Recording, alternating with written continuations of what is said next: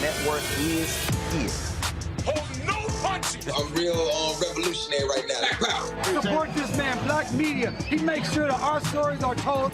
Thank you for being the voice of Black America, Roland. Stay black. I love y'all. All momentum we have now, we have to keep this going. The video looks phenomenal. See, there's a difference between Black Star Network and Black-owned media and something like CNN. You can't be Black-owned media and be scared. It's time to be smart. Bring your eyeballs home. You dig?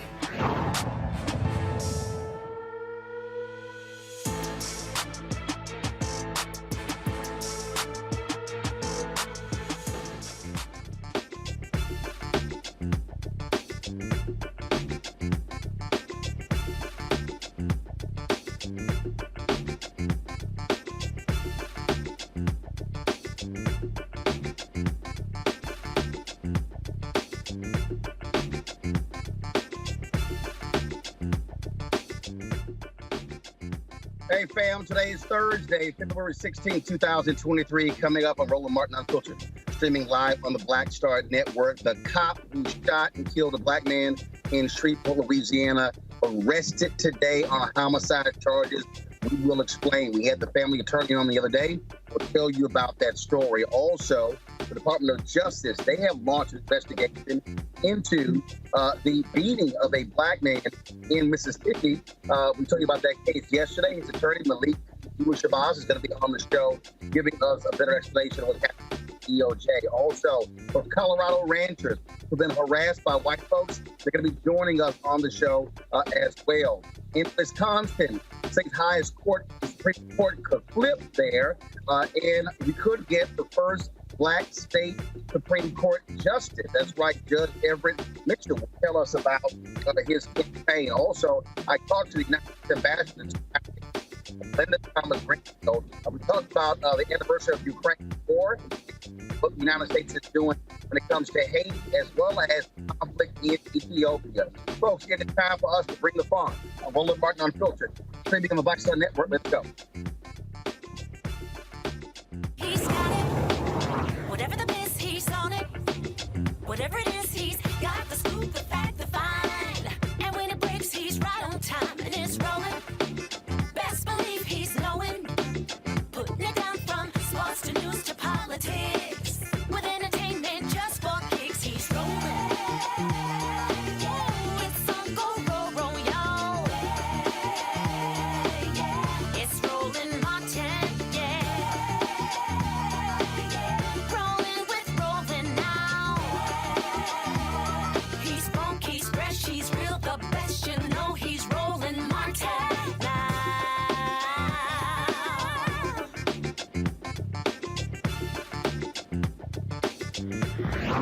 Martin.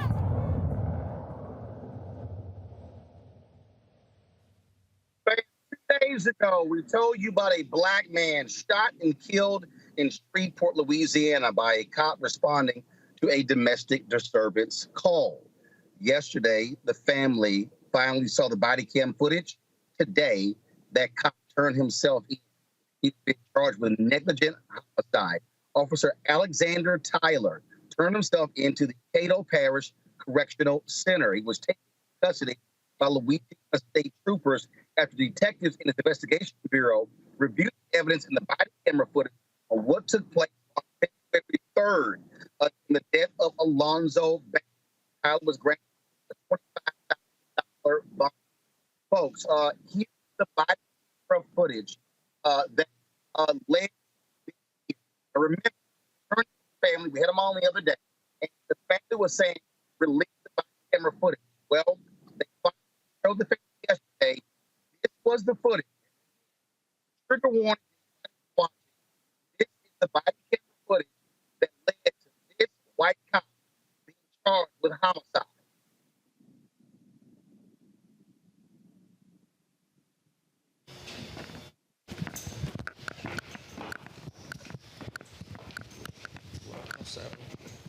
That's it.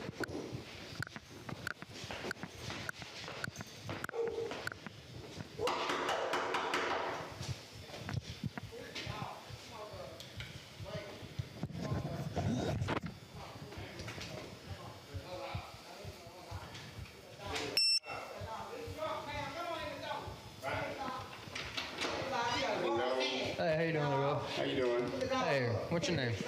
Alonzo. Hey, can you step out for me? No. What you need? Can you My step dog. out? I got dog. No, come on in, sir. You disturbing the peace. The people next Be door careful. over there. Let me put my dog Over in. there. Sit down. Let me put my dog Sit in. down. Intoxicated. That's right. Let her. Hey, come here. The dog up. Come here. Put my dog up. She can put the dog up. That's right. He disturbing the peace. Instead, got weed back there. He's clowning. The woman next door with him. You know, I'm about to give you I don't think they keep it over. He locked the door and stuff. There you go. There you go. Hey, hey!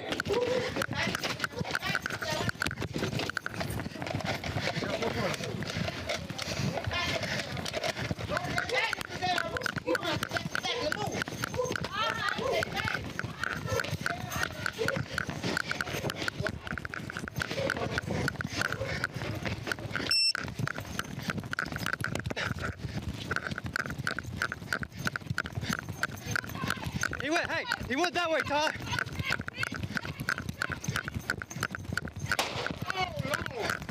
Oh, God. You shot me. Oh, no. Dispatch, send EMS right now. Shots fired. Shots fired. No. No, sir. Sir. Hey. No. No. Tyler. No. Tyler, you're good.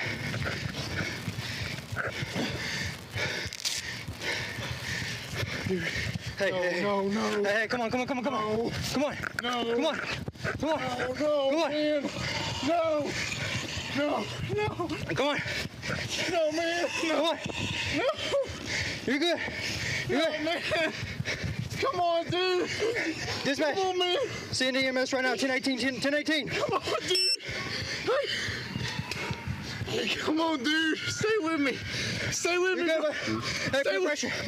Put pressure. Stay with me, man. Stay with me. Come on, you're good. You're good, bro. Stay with me.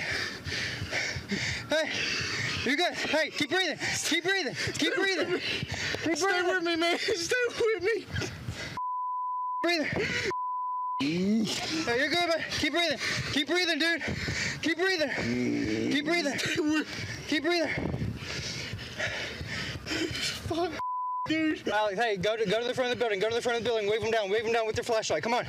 Run, run, run, run, run. Hey, dude. Hey, you're gonna be all right. You're gonna be all right. Look at me. Hey, look at me. Look at me. Look at me. Look at me. Look at me. Hey, wake up. Wake up. Look at me. Look at me. Hey, respond. Come on. Come on. Come on. Wake up. Respond. Come on. Come on.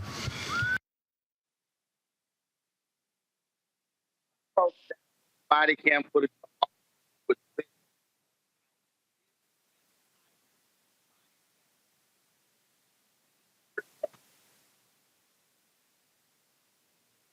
Alonzo.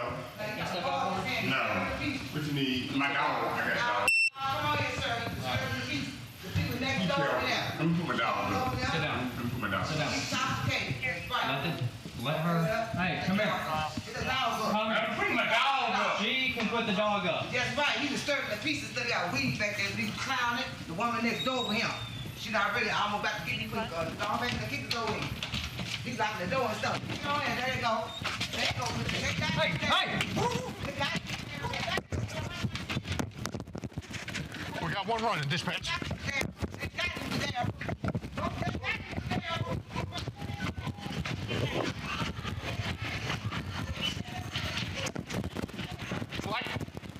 Black male, blue shirt, running towards North Market. He's bald. Where is he? Where is he? Where'd he go?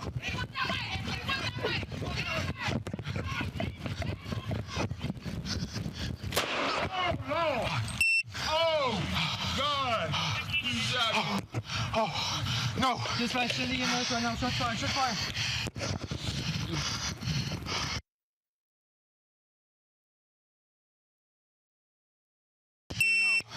No, no. No, no, no.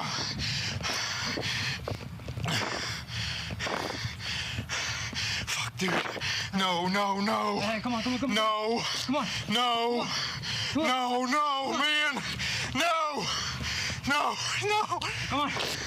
No, man. No. No. You're good. No, man. Come on, dude. Come on, man. Send the EMS right now. 1018, 1018. Come on, dude.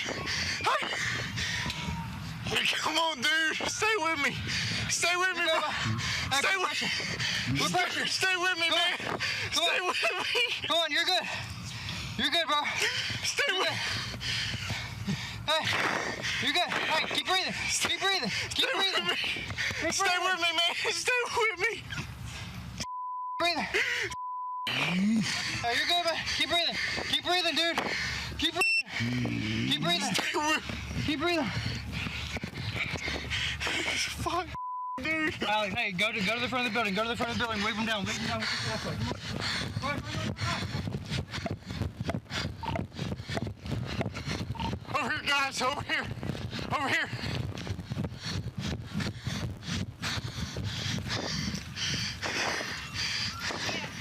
He's in the back. Folks, again, shocking video to watch. Again, Alonzo Bagley simply running away. Question is, why is the cop shooting? That's the question. Why is the cop shooting? Why is the cop firing his gun? That makes no sense whatsoever. We have seen these stories over and over and over again, and it continues to happen.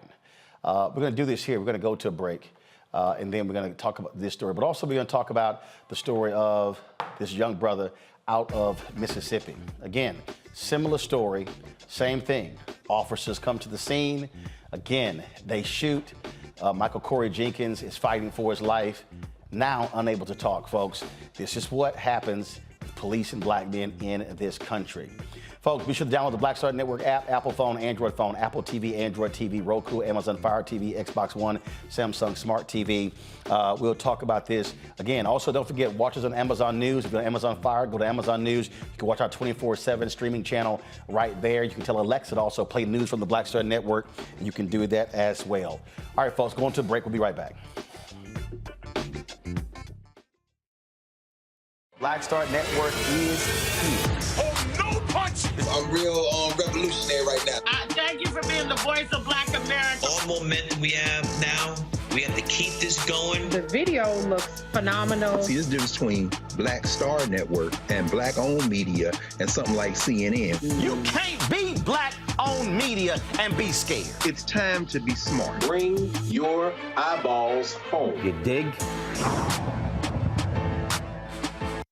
When you talk about blackness and what happens in black culture, we're about covering these things that matter to us, speaking to our issues and concerns. This is a genuine people-powered movement. There's a lot of stuff that we're not getting. You get it, and you spread the word. We wish to plead our own cause. Too long have others spoken for us. We cannot tell our own story if we can't pay for it. This is about covering us. Invest in black-owned media. Your dollars matter. We don't have to keep asking them to cover our stuff. So please support us in what we do, folks. We want to hit 2,000 people, $50 this month, raise $100,000. We're behind 100,000, so we want to hit that. Y'all money makes this possible. Check some money orders. Go to P.O. Box 57196, Washington, D.C. 20037-0196. The Cash App is $RM Unfiltered. PayPal is R Martin Unfiltered. Venmo is RM Unfiltered. Zelle is Roland at RolandSMartin.com. Hi, I'm Amber Stevens-West from The Carmichael Show. Hi, my name is LaToya Luckett, and you're watching Roland Martin Unfiltered.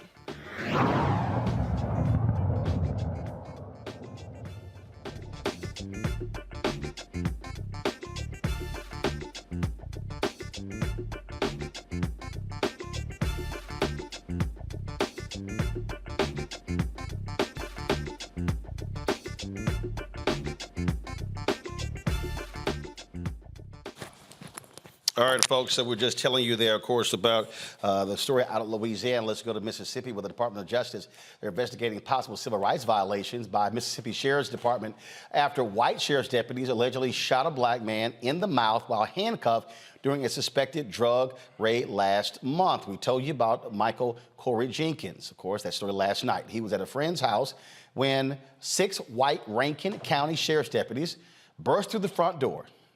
Folks, there are huge discrepancies between what the cops are saying and what the Jenkins family says took place on January 24th. Joining us now is the attorney for the family, Malik Shabazz. So Malik, you were at the Department of Justice today. And what did they say about this particular? I was dealing with the Emmett Till. Got it. And I'm attorney for the Emmett Till family against the case against Carol and Bryant. Right. But the Department of Justice has opened up a formal investigation into the criminal actions of the 6 white Rankin County Sheriff deputies that on January 25th illegally raided, broke in to the residents were Michael Jenkins and Eddie Terrell Parker, 2 men who I represent, broke into this residence and began a 90-minute torture session. This was no rash action, no running, no resisting. Michael is not a felon, he wasn't resisting. But over the course of this 90 minutes, they handcuffed the men immediately and bound them, and for 90 minutes they beat them, tasered them repeatedly, kicked them, punched them, and even waterboarded them. You heard about that from Iraq, where you just pouring liquids on the people to get them to confess. I mean, really dogging and humiliating and abusing these men until, after pointing the guns at them repeatedly, we've done a thorough investigation on all of this. After pointing the guns and threatening to kill them in this 90-minute torture melee, one of the deputies put the gun in Michael's mouth and fired, okay? And the bullet came out of Michael's neck, almost killed him. Luckily, he'd be like Tyree Nichols, but he's not. And so therefore... But his tongue was surgically removed. His tongue he barely had his tongue, and he had to do all kind of operations. He eats now through a feeding tube. He cannot eat. He eats through liquid through a feeding tube. He has permanent cognitive damage, permanent damage to his eyesight, and other serious injuries as a result of being shot. So the news is not just civil rights violations, is that criminal charges should be imminent, and I think that they are imminent based on Michael's interview that I witnessed with the Mississippi Bureau of Investigation. And they're leading the investigation, not the county. No, the Department of Justice has now got involved. Well, that's federal civil rights violations. Yeah. But in terms of the criminal side, the Mississippi Bureau of Investigation is leading it, but not the Sheriff's Department. No. It's Mississippi policy that the Mississippi Bureau of Investigation investigates. Any body camera footage for these sheriff's officers? There should be. There should be, but I can't confirm it right now. Mississippi is notorious for concealing and denying victims the chance to look at the body cam footage. That's going to change. If this was a drug raid and they were there 90 minutes, why not handcuff them and take them down to the Sheriff's Department and do the investigation there? 90 minutes at the house? That's what you're supposed to do. You're supposed to, if you have an arrestable offense or you have probable cause, Roland, you arrest a person. You take them into custody.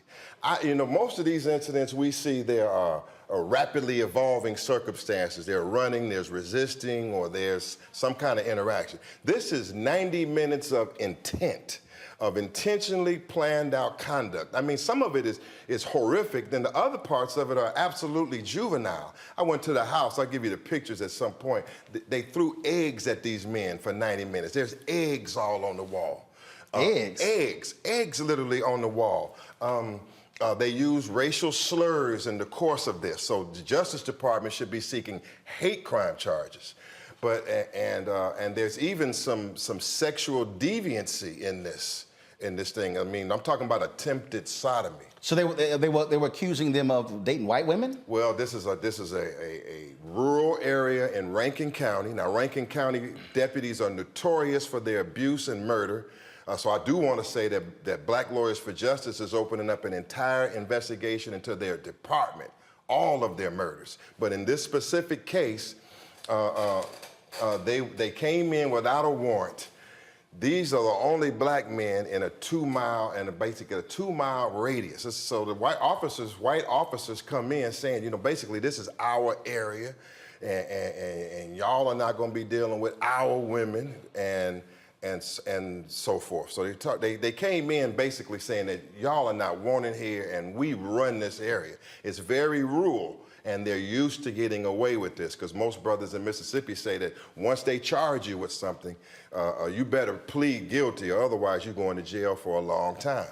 The problem here, Brother Roland, is that he was shot at the end of this melee. I believe it was intentional that he was shot. And then that's when the cat was out the bag. Well, shot and survived. Shot and survived. He was shot in the mouth, and he was in the ICU for a couple of weeks, and he survived.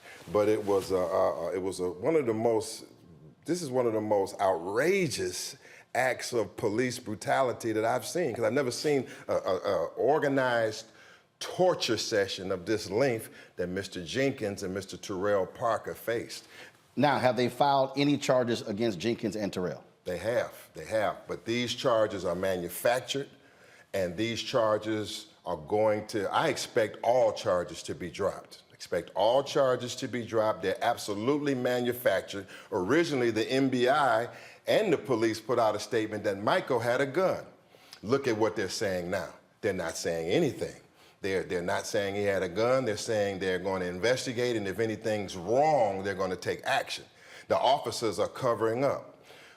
We have them on the defensive in this hour as attorneys. Myself, Attorney Trent Walker from Mississippi, and my partner Reginald Green out of Atlanta. We have them on the defensive absolutely right now. We're pressing the case. We want these officers jailed. They must be charged, not with just negligent homicide. They must be charged with attempted murder. All of them, because nobody intervened. Like in the Nichols case, No one intervened to stop them. Not one officer says this is ridiculous or this is outrageous. No one intervened. Now, we've done a very thorough investigation. Did they have a warrant? Claims. No warrant. No warrant exists, no warrant presented, no evidence of a warrant. So the supposed drug raid, but you have no warrant. That's what they do in Rankin County, Mississippi. They do what they want. Despite the overwhelming tide against police brutality, you would think, well, they would want to be conscious of this. No, but it's a permanent, arrogant mentality that cannot even be rooted out when they see other officers go to jail. This has to be rooted out by these 6 white deputies going to jail. I mean, I want to see them charged and headed to prison the way those black officers. They should be as hard on these white 6 deputies as they are on the 6 black officers that were responsible for Nichols' death in Memphis. Are these officers still on the streets? Are they put on administrative leave? We don't know their status right now. So they're not in jail. The sheriff hasn't communicated? The sheriff is now investigating. The sheriff is investigating. The reports are that the deputies are lawyering up. And I can say that the MBI, many people have issues with the Mississippi Bureau of Investigation. But from what I saw in the interview with Michael and Mr. Terrell, I think that they're doing an honest investigation. And the MBI promised me yesterday that if this is as he says it is, Jenkins and Parker, that if it is as he says it is, then they're going to give them up, because they're saying that they make all cops look bad, and I know that they do. The family has started a GoFundMe because obviously they have legal fees, they have medical expenses as well, correct? GoFundMe, yes. GoFundMe is Michael Corey Jenkins on GoFundMe. Michael Corey folks, Jenkins. do y'all have it there? Go ahead and pull it up. On GoFundMe. Michael Corey Jenkins on GoFundMe. The thing here with these stories, and we've been talking about just case after case after case, this is why you have to have an extensive George Floyd Justice Act, but you also have got to have states, counties, and cities moving aggressively, because at the end of the day, these things have not subsided. They continue. Okay, and that's where attorneys come in. That's where community activism and community organizers come in. In the state of Mississippi, I do want to give credit for the great organizing efforts that the community has done to help on the local level. So therefore, I have to thank the New Black Panther Party. I have to thank the Elmer Geronimo Pratt Gun Club. I have to thank all the Mississippi activists from on Jaheim McMillan's case. Bless them.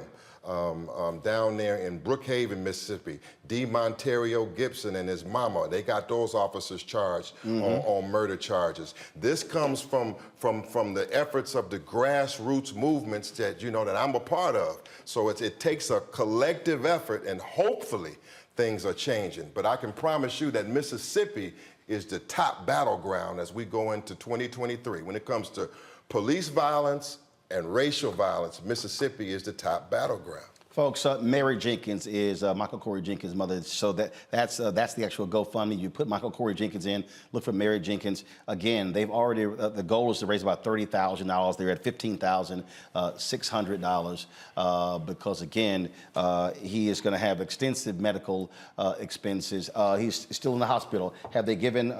he was out the hospital. He appeared at our news conference yesterday. He appeared... How long did he spend in the hospital? He was in the hospital, that's almost 3 weeks. 3 weeks. He had several surgeries he almost lost his life several times. I mean, his arteries, several surgeries to repair bleeding arteries. I mean, he barely made it out of there. Otherwise, Michael Jenkins would be a poster right now. All right. Malik, keep us abreast of what happens next. Okay. Khalid Muhammad, you said one time on your show that Khalid Muhammad, that you had talked so strong to Khalid I'm interviewing with the Fort Worth Star Telegram. Yeah, but... And what we did was... I'll tell you exactly what happened. I was writing a story on him. He came to speak to the Nation of Islam in Fort Worth, and he went to Wheatley High School in Houston, and then he wanted to be a preacher growing up. And so we were doing the interview, and then, of course, he said, "What's up with all these personal questions?" And I was like, Kyle, let's go off the record. And we went off the record. And me and him went at it, and then he said, let's go back on the record. And from that point to the day he died, he told his folks, whenever he calls, put his phone call through. Hashim Naziga, who was Steve Washington, knew about that phone call as well. And from that point, me and Kyla were fine. Okay, now I can believe y'all had a private conversation. And I can believe that y'all worked it out, and he said leave. Oh yeah, we had no issues. But I do not believe you, my brother. Now I can guarantee you that. You do not believe, but I'm just telling you what he told me. Now when he came back, because I was in Dallas, he told me he said that you were scared to death in that. He said that you were scared to death and shaking when you came out that meeting. First of all, it wasn't a meeting. We were on the phone. So that's right there. Well, wasn't a meeting. It was a phone call. Okay, well, that's what he said. Well, and meeting on the phone. Whatever context I guarantee you. Wasn't afraid of him. Wasn't afraid of H. Rap Brown. Wasn't afraid of Obama. Well, I'm telling you right now. I'm just telling you what the man said. So maybe he might, and I don't know what meeting he's talking about, but I can tell you right now, it's exactly what I said. And when Skip Gates came to College Station and did the exact same thing when I was in college, I did the exact same thing to Skip Gates sitting in the College Station Hilton.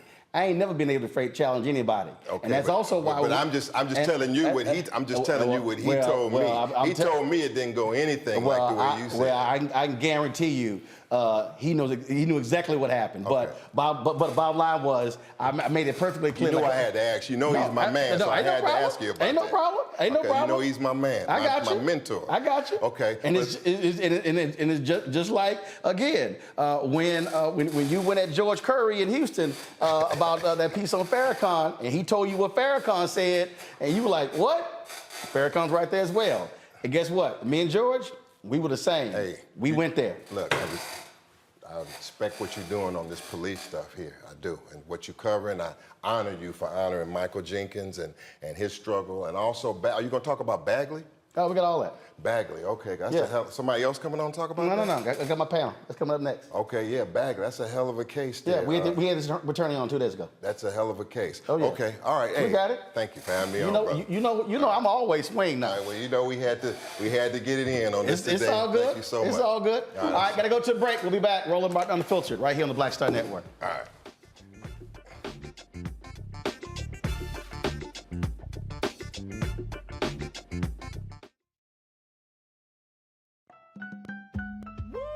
We're all impacted by the culture, whether we know it or not. From politics to music and entertainment, it's a huge part of our lives, and we're going to talk about it every day right here on The Culture with me, Faraji Muhammad, only on the Black Star Network. Next on Get Wealthy with me, Deborah Owens, America's Wealth Coach. Listen to this. Women of color are starting 90% of the businesses in this country. That's the good news. The bad news, as a rule, we're not making nearly as much as everyone else. But joining us on the next Get Wealthy episode is Betty Hines. She's a business strategist, and she's showing women how to elevate other women. I don't like to say this openly, but we're getting better at it. Women struggle with collaborating with each other. And for that reason, one of the things that I demonstrate in the sessions that I have is that you can go further together if you collaborate. That's right here on Get Wealthy, only on Black Star Network. I'm Deborah Owens, America's Wealth Coach, and my new show, Get Wealthy, focuses on the things that your financial advisor and bank isn't telling you, but you absolutely need to know. So watch Get Wealthy on the Black Star Network.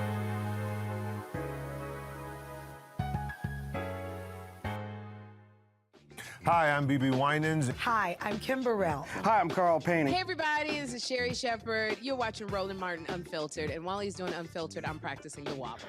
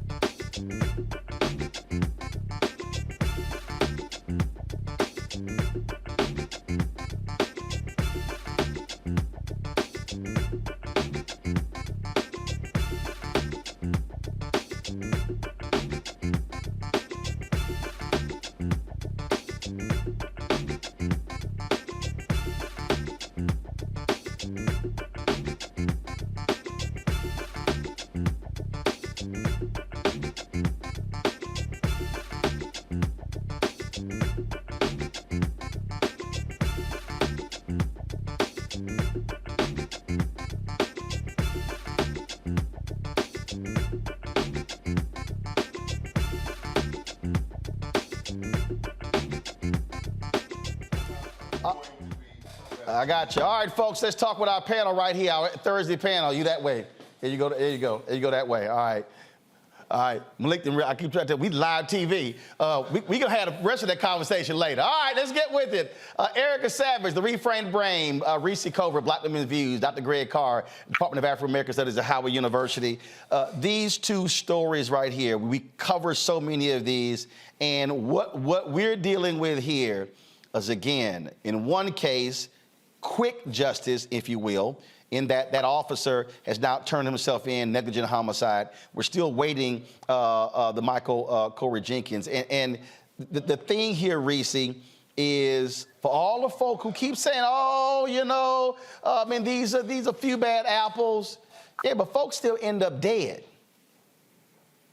Or with considerable medical challenges like your prior guest was just talking about. It's just the judge, jury, executioner escalation that just continues to be completely unconscionable, yet more and more common with Mr. Alonzo Bagley.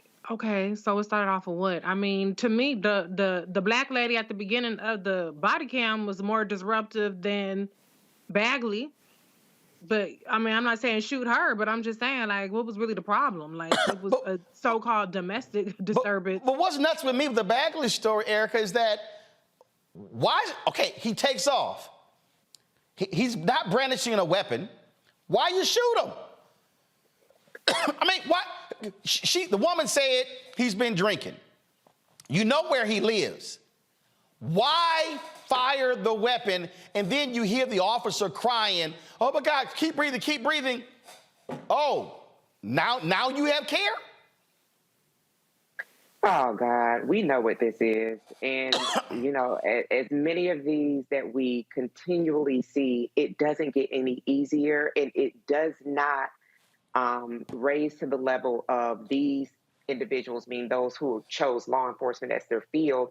It does not align with humanity at all.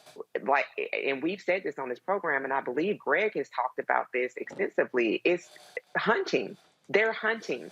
And so while people are being entertained with things that really don't, you know, factor into our own humanity and ensuring that the rights that we have are that are enshrined in the Constitution are protected, we're continuing to see this. So it does say something about a lot about race. It does say something about people who go into these jobs and feel that they have license to shoot and kill Black children, Black women, and Black men, and Black seniors. They don't give a fuck. And they're not being checked. They're being protected. This whole kind of thought that, well, there's reforming, that there's some type of training that can be taken. There's nothing to be reformed or to be trained.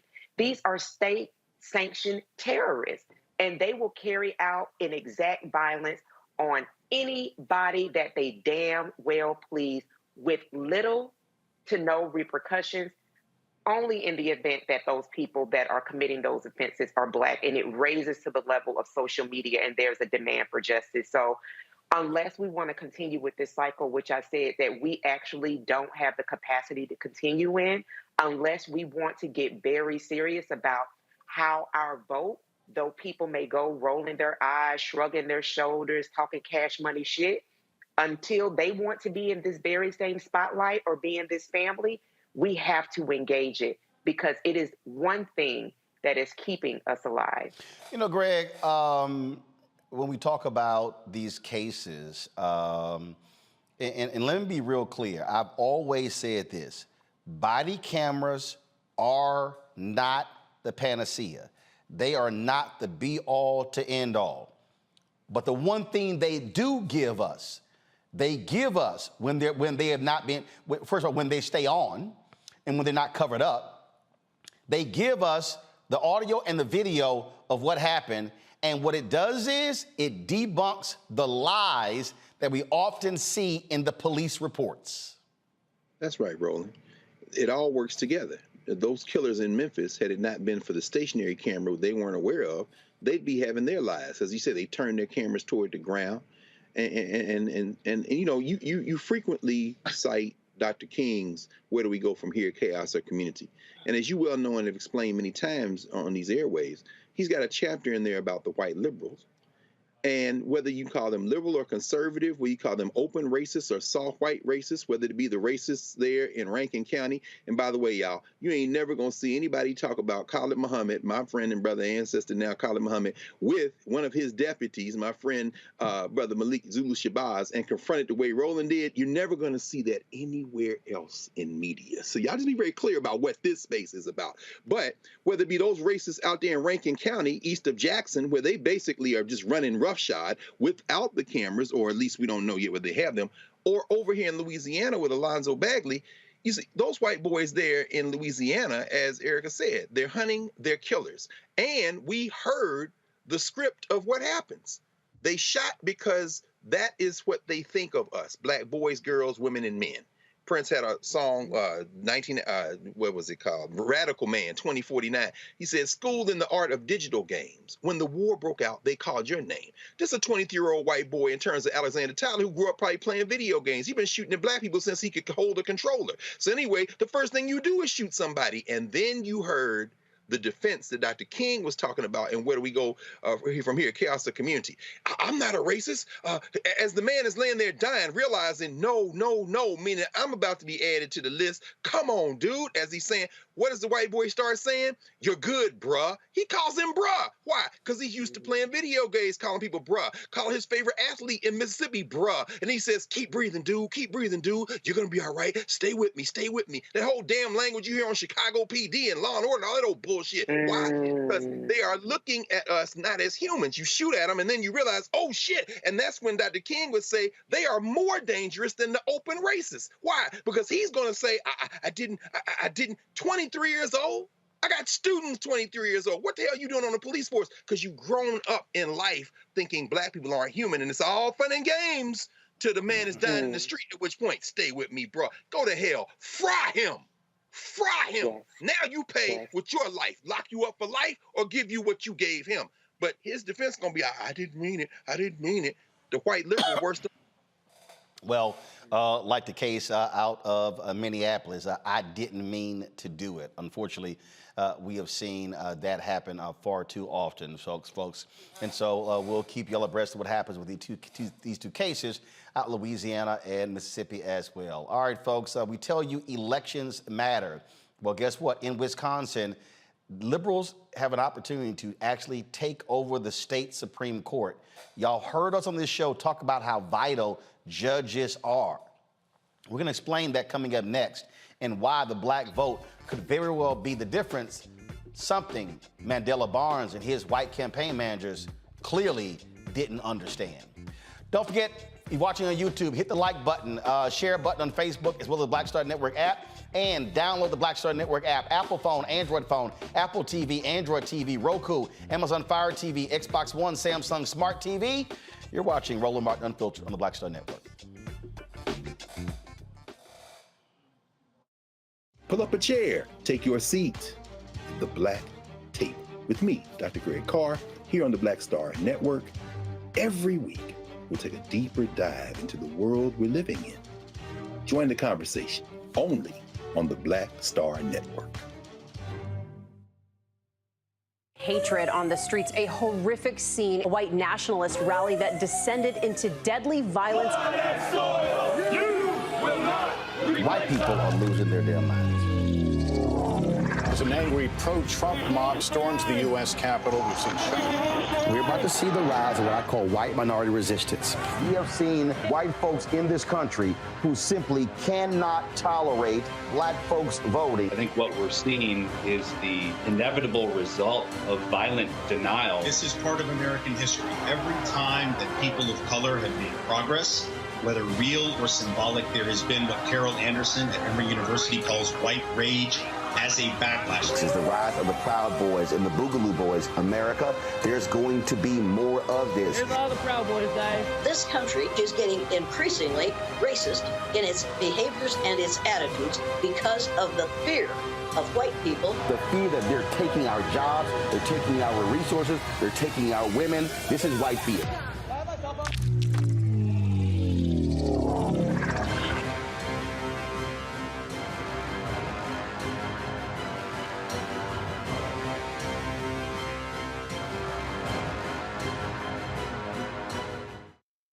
Hi, I'm Gavin Houston. Hi, I'm Carl Payne. Hey, what's up, y'all? It's your boy Jacob Lattimore, and you're now watching Roland Martin right now.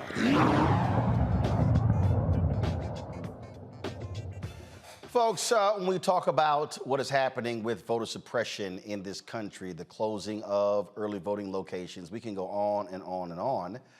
One of the battlegrounds is what? The state Supreme Court. Remember, the U.S. Supreme Court ruled, this right-wing court ruled, that they can't get involved in political gerrymandering. They say it's left up to the states. Well, that's a problem when you have state Supreme Courts that are gerrymandered as well. Wisconsin has been one of those battlegrounds. The numbers don't lie. Republicans have actually rigged the elections there in Wisconsin. Numerous stories have shown that if Democrats got 55% of all the votes in Wisconsin, they would still be in the minority in the legislature. You have a Democratic governor right now. What did the Republicans do that control the legislature? Stripped him of a lot of his powers. That's what they have done. But guess what?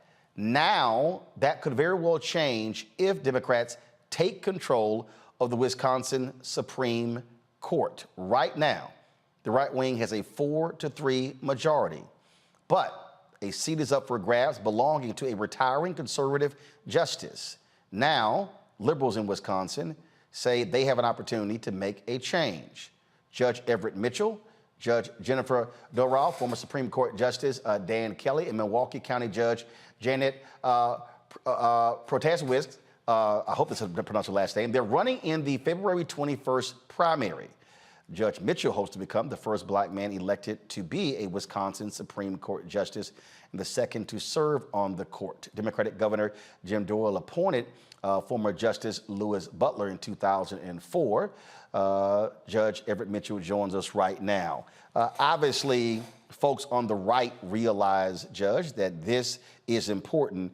Are you seeing Democrats properly fund candidates? Are they really hitting the grassroots to get people to understand that the Wisconsin Supreme Court dictates so much that if you have a change in the Wisconsin court, you will then see what happened, same thing that happened in North Carolina when Democrats took control of the state Supreme Court there and began to rule against racial gerrymandering and ruling against voter suppression?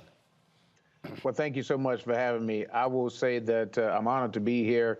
And yes, I spent the majority of my campaign really on the ground as a part of really trying to translate the Supreme Court and its impact on everyday Wisconsinites, especially those in the urban areas, Milwaukee, Dane, Racine, Kenosha, La Crosse, and really trying to translate the power of the vote and the necessity for us to make sure that we're mobilizing and listening to those communities that are often affected and disaffected and separated and marginalized from being able to access the vote, and also their voice being minimalized in the process. So, you know, we've been hitting the ground this entire time, making sure that people understand this is important, and why this is going to be history making for us to be able to elect, you know, the first African American or person of color to serve on the Wisconsin Supreme Court, because representation matters. It matters a lot.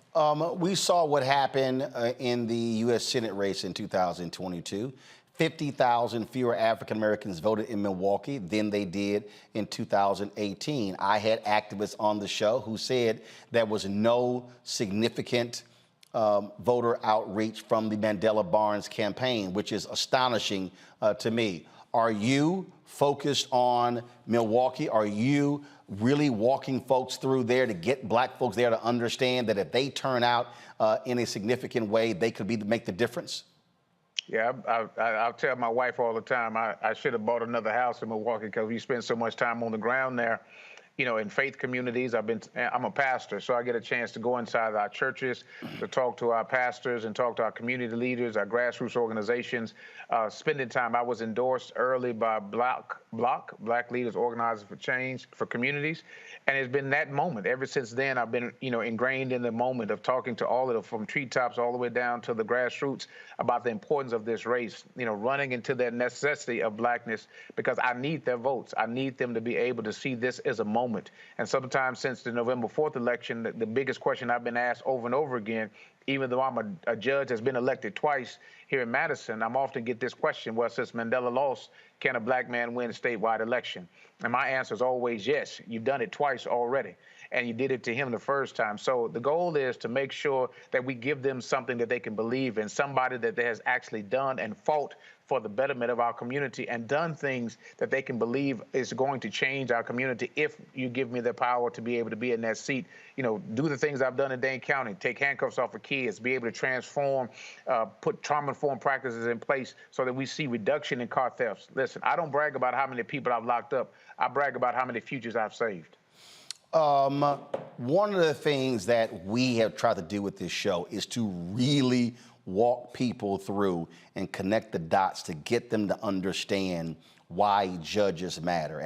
As you're out there, are you having to do a lot of that, or are people really understanding the power that a state Supreme Court justice will have? I keep telling people, all the people who would say, oh, Judge Ketanji Brown Jackson, that's just performative by President Biden. I'm like, you have no idea what the hell you're talking about. The power of a single federal judge. When you're talking about a state Supreme Court justice, you are the final arbiter of laws in the state of Wisconsin. Yes. Yeah, I think that is the gift that we're trying to use to translate to individuals. I think it depends on how people think, because often people think that judges, you know, one, they don't look like me. So then secondly, it's translating this sense that the courts are an important process of being able to receive justice. And so many of our people have felt like courts and court system and judges, one, don't represent them, that they don't see fairness in it. And so they disconnect from the entire process because they don't see themselves connected to the overall justice outcomes that they want. So what I've spent time doing is showing them that representation matters. The outcomes that I've seen as a Dane County Circuit Court judge, when they tell me, well, it don't even matter if I vote. I said, no, because if you had not voted, you wouldn't have voted for me. And being in that position gives you the power to be able to set the agenda in a manner that brings fairness and equality in real time, rather than just kind of vague statements about what justice can look like. So it is very important. It's very crucial that the translation of these cases, you know, voting rights and fair maps and reproductive choice, or other things like, you know, how we work with our young people to make sure that they're going and being successful throughout the court system, to make sure that they're not just broken kids that we send up to traumatized into the adult system. All of those kind of things can be changed, but you have to have a voice at the table that is able to bring that and make it matter the most to them. Questions from the panel. Erica, you're first. Yes, Judge Mitchell, thank you so much for being on. The question that I have for you, you mentioned that you are a pastor, and so that you spend time speaking with other members of clergy, faith leaders. Because of the pandemic, COVID-19, and there's been the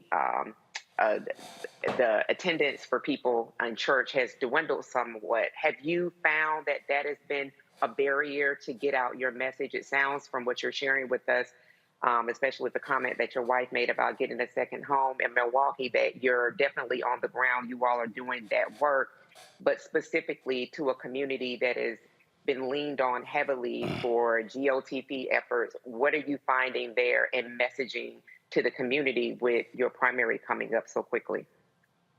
I think what is winning the most is this idea that justice is not just what you say, justice is what you do. That a lot of the members in our community, they feel this fatigue of trusting people that don't always bring good results back to their communities. So, you know, going back to the faith communities, going to, you know, I'm an Omega and Omega Psi 5 member, so hitting the... Oh, right. Now, let's be real clear. You should be making those kind of pronouncements on this show. I mean, you should have just left that out. I couldn't leave that out. I had to put that out there. No, you could have left that out. But I'm gonna let you go ahead and finish. But just so you understand, this right here stays on this set. Just so you understand, right there. But this one is going to be the Wisconsin Supreme Court Justice. That's cute. But trust me, I'm gonna think you're gonna need some alpha votes. But go on right ahead. Go ahead. All right. but I think that is those untapped potentials that, you know, what we have learned from, you know, Mandela's race was the idea that we must engage all groups. We have to make sure we're hitting faith, Panhellenics, making sure that we're talking to, I talked to the links today, going to community centers, talking to veterans. I spend time talking to a lot of veterans about their stories and about what they want to see. I go to bus stops, I go to community centers, barbershops, everywhere that we are communicating together, I'm there having that conversation so that they can see and touch a justice. Sometimes I'm the first Black judge that many of our communities have ever touched before. So whether I'm in spaces and giving hugs and, sometimes I take my Black robe with me and I'll go see some kids and I'll take my robe and put it on them, zip it up, have their mamas take pictures and just let them know this is who you can be in the future. And I think that vulnerability, that touch is what's giving the momentum for people to say, maybe we can do this one more time and give the energy to come out for this young man and vote. Let me now go to my alpha brother, Dr. Greg Carr. Yes, sir. Why y'all teaming up on me now? That's all right, brother. We gonna power an Omega with alpha power. So we already know that, brother. We got to turn out. That's really what I want to ask you, Judge.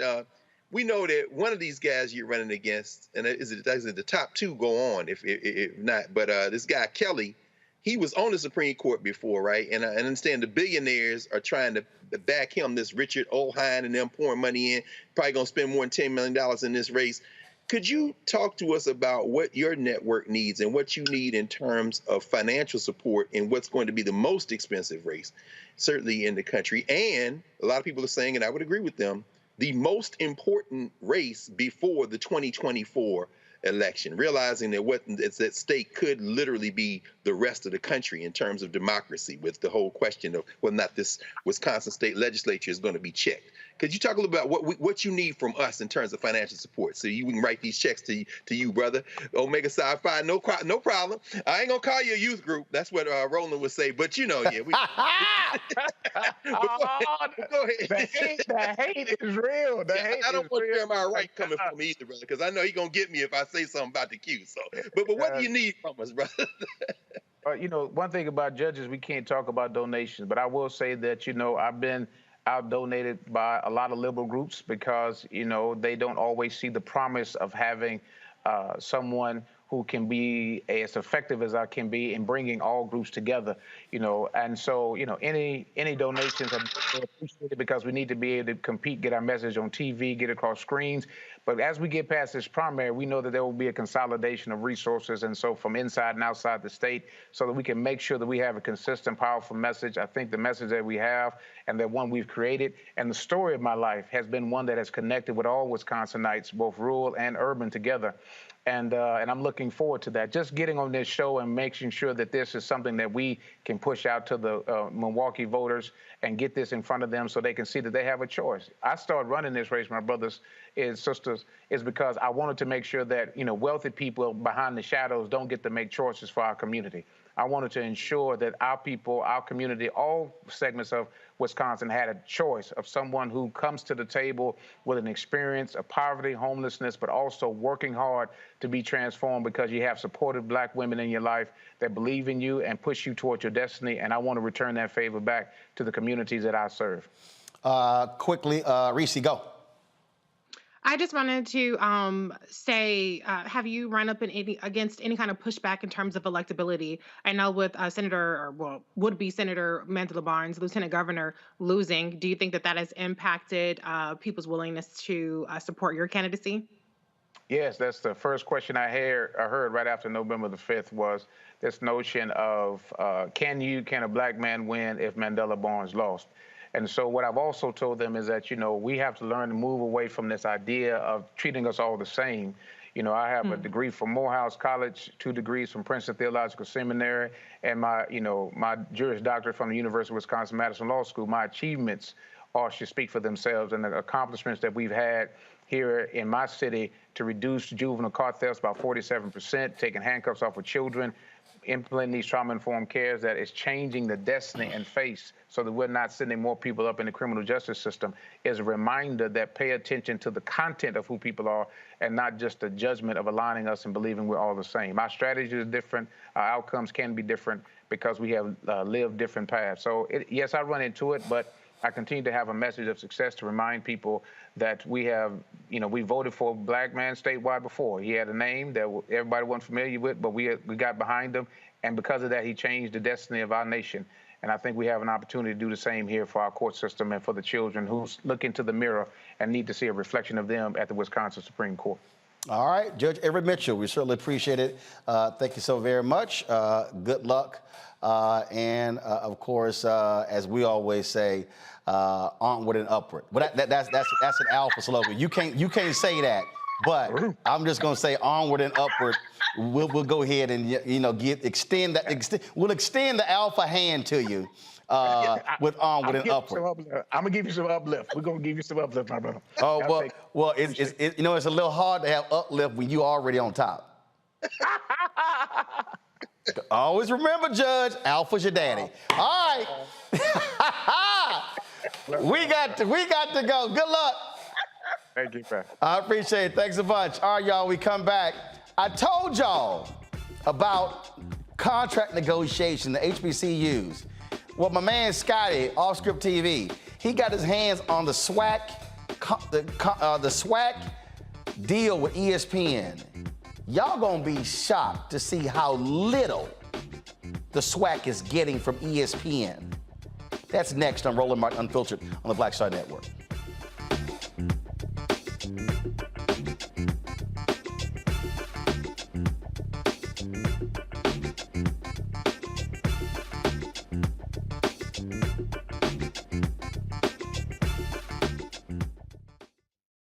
Black Star Network is here. Oh, no punch! I'm real revolutionary right now. Thank you for being the voice of Black America. All momentum we have now, we have to keep this going. The video looks phenomenal. See, this difference between Black Star Network and Black-owned media and something like CNN. You can't be Black-owned media and be scared. It's time to be smart. Bring your eyeballs home. You dig? On a next, A Balanced Life with me, Dr. Jackie, a relationship that we have to have. We're often afraid of it and don't like to talk about it. That's right, we're talking about our relationship with money. And here's the thing, our relationship with money oftentimes determines whether we have it or not. The truth is you cannot change what you will not acknowledge. Balancing your relationship with your pocketbook. That's next on A Balanced Life with me, Dr. Jackie, here at Black Star Network. Most people think that these television shows that tell stories about who we are as black men, and then they paint these monolithic portraits of us. They think that they're being painted by white people. And I gotta tell you, there are a whole bunch of black folk that are the creators, the head writers, the directors of all of these shows, and that are still painting us as monoliths. The people don't really want to have this conversation. No, they don't.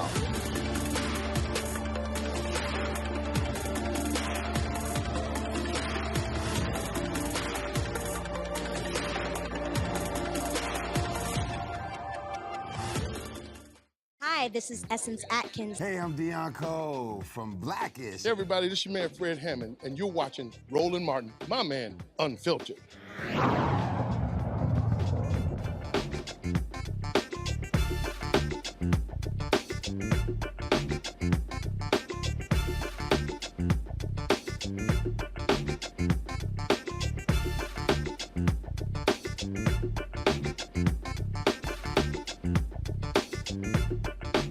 All right, y'all, glad we're back, Roland Martin Unfiltered. So, I remember several months ago, I said on this show that if you do not have the expertise at negotiating deals, go hire the people who do have the expertise.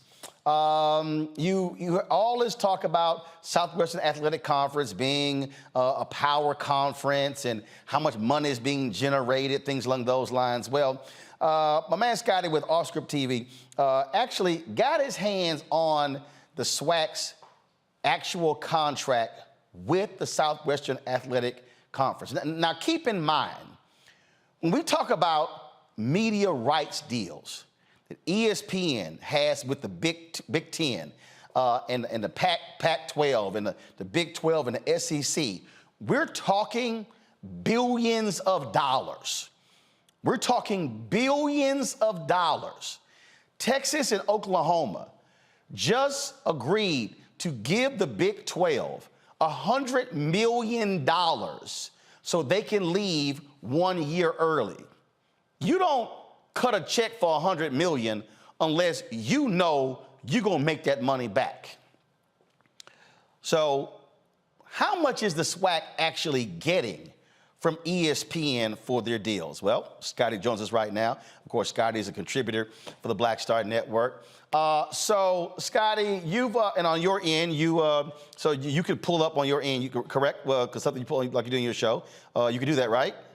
Yeah, I know I had to do it, but I got you. Scotty, that's what you did the last 3 times you've been on the show. Come on now, this ain't like, see, look at you. Look, see, come on. I didn't know you was gonna have me bring it up. Scotty, did you bring it up last time? You're right, I did. Did you bring it up the previous time before that? That's yeah. And once before that. You're right. You're right. Thank you. I thought so. All right. So let's get right to it. All right. First of all, how much is ESPN paying the SWAC for their media rights deal? And this is not just football, correct? No, I think it's for all the events. It's kind of for all events, but so 13 different sports, right? Yeah, they're able to grab whatever they want in their like championship wise or a certain game or anything like that. But it's usually focused around basketball and football. So basketball, football, baseball, so 13 different sports. How much is the check that ESPN is cutting the entire conference? $400,000. The amendment. Oh, I'm sorry. Hold up. Did you say is that $400,000 per school? No, the contract in totality. 400. Okay, how many SWAC schools are we talking about? 12. There's 12 now. So you have 2 different contracts. You have the first one before FAMU and Bethune-Cookman came, which was $400,000, and then you have the amendment that was just signed in 2021, which is of $700,000. So that's where we're at now. But the first contract was $400,000. And the first contract was $400,000 for how many schools? 10.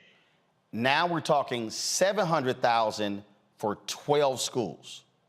Yes. And what people also don't understand, ESPN is not paying the production cost of these games. The schools are sending them their signal, right?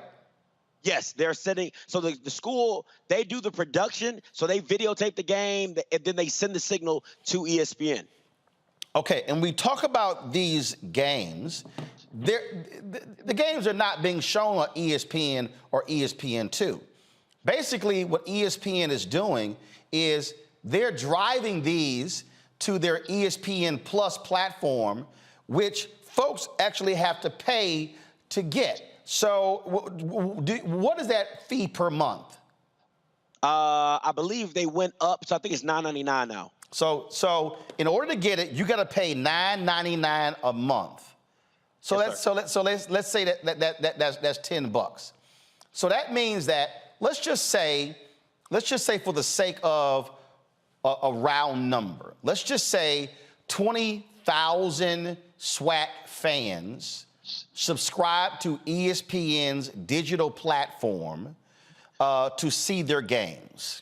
That means that if I pull up my calculator here, that means that, and I'm just gonna and y'all, this is just some rudimentary math here. We're just gonna go ahead. Let me do this. Do the screen share. I just want y'all to see that. So that means that if 25,000 SWAC fans get a year subscription at $10 a month, that's $120 a year, right? Yep. I'm sorry, I think that number was wrong there, Scotty. Hold up. If 25,000 SWAC fans spend $10 a month, or $120 a year on ESPN's digital platform, that's $120. That means that ESPN is generating $3 million in revenue from those 25,000 SWAC fans, and the whole conference, they're only getting $700,000 back from ESPN. That's correct. That's the numbers. Like they say, women lie, men lie. Numbers don't lie. In any world, how is that a smart deal? It's not.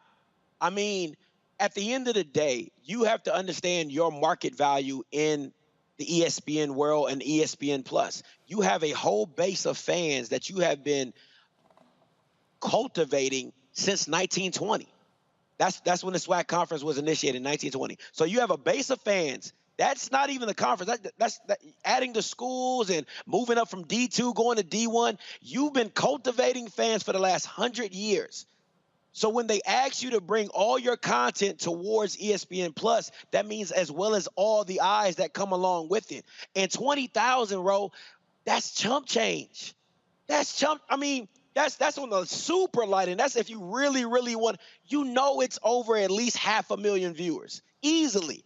And then when you renegotiate this contract in 2021, and you add Dion, you add FAMU, you add Bethune-Cookman, you only see the need to go up $300,000?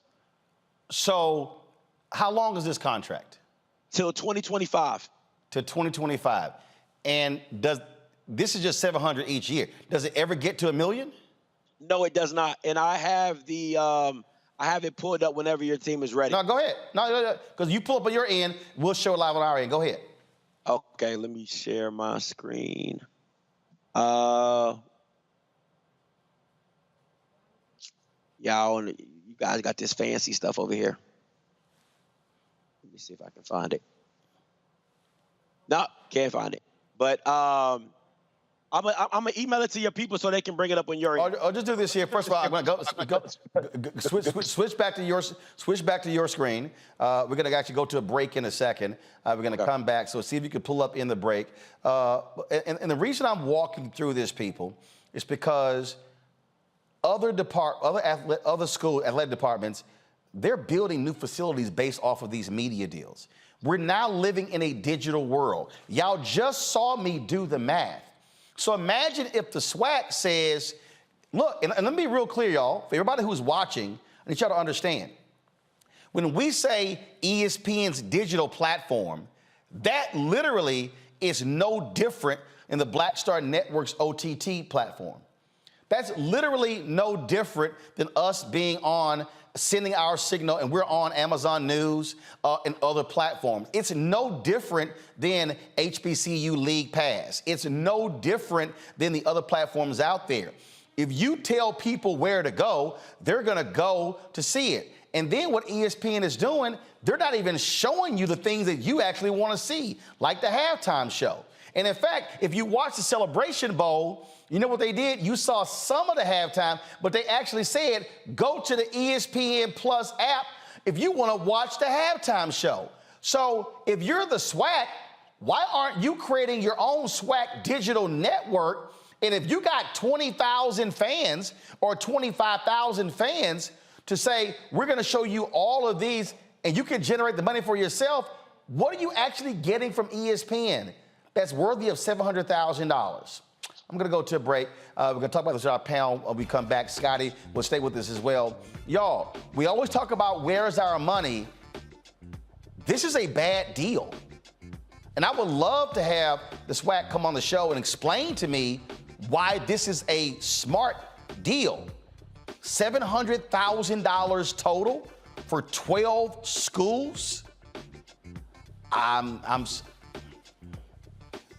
When we come back, I'm gonna tell y'all how much money we made on YouTube last year. We made more money on YouTube last year than the SWAC gets from ESPN. You're watching Roland Martin Unfiltered on the Black Star Network.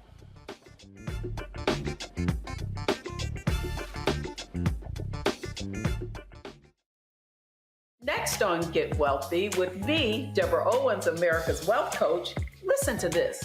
Women of color are starting 90% of the businesses in this country. That's the good news. The bad news, as a rule, we're not making nearly as much as everyone else. But joining us on the next Get Wealthy episode is Betty Hines. She's a business strategist, and she's showing women how to elevate other women. I don't like to say this openly, but we're getting better at it. Women struggle with collaborating with each other. And for that reason, one of the things that I demonstrate in the sessions that I have is that you can go further together if you collaborate. That's right here on Get Wealthy, only on Black Star Network. Pull up a chair, take your seat. The Black Tape with me, Dr. Greg Carr, here on the Black Star Network. Every week, we'll take a deeper dive into the world we're living in. Join the conversation only on the Black Star Network. Hi, I'm Dr. Jackie Hood Martin, and I have a question for you. Ever feel as if your life is teetering and the weight and pressure of the world is consistently on your shoulders? Well, let me tell you, living a balanced life isn't easy. Join me each Tuesday on Black Star Network for A Balanced Life with Dr. Jackie. We'll laugh together, cry together, pull ourselves together, and cheer each other on. So join me for new shows each Tuesday on Black Star Network, A Balanced Life with Dr. Jackie.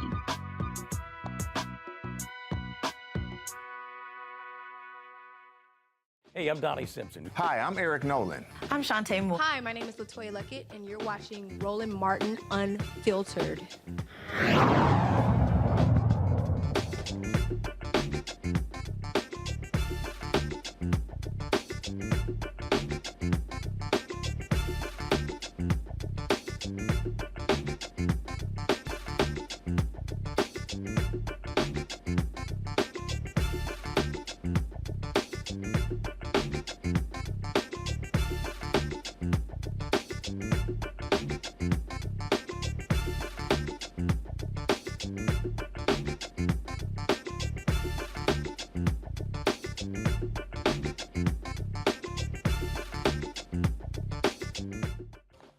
All right, folks, we're talking with Scotty from Offscript TV. You can check out his YouTube channel, subscribe as well. Scotty, so you got your hands on this SWAT contract that's showing how much they're making. And look, several years ago, the SWAT was almost bankrupt. I mean, they were simply not making any money. And the thing is, we're now just living in a totally different world. And here's what I fundamentally believe, which is no doubt, and I've talked about this here. I believe that in many ways, we as African Americans are falling for the okie doke of exposure. I think people are getting hyped by, oh, it's ESPN. Here's the problem. You're on the app. Your games are, I mean, at the end of the day, how many actual SWAT games are being shown live on ESPN1 or ESPN2? I'm not talking about on tape delay at 3 o'clock in the morning. I'm talking about live. We're not talking about a lot of games, are we? No, in the season probably too. You had the MEAC and SWAC. You have the MEAC and SWAC challenge that gets put on ESPN2. You have the Celebration Bowl that was put on ESPN2, and then you have the Celebration Bowl. So about 3 games. And most of those are all ESPN events. So ESPN has a part to play in setting those two are. So let's say the Florida A&M Jackson State game. Was that on ESPN 1 or 2? I believe it was on ESPN 3. Yeah. So just MEAC and SWAC and the Celebration Bowl, ESPN 2. And so again, this idea that you're getting this level of exposure, you're actually not. You're not to the extent of where you want it to be, right? Because they feel like this. If I already know that I got your eyes locked on ESPN Plus, or I know that I can funnel you there and you won't make a peep about it because you're just happy to be on ESPN, then they don't have a problem charging you, putting you behind a paywall and making you pay to go see something that they can put on their own, that the schools can show themselves. Because literally, that's what they're doing. They're showing the game, and they're sending the stream to ESPN, and all they're doing is repackaging it and selling it back to you. But we're now living in a whole different world. So here's the question. Versus, okay, do a deal.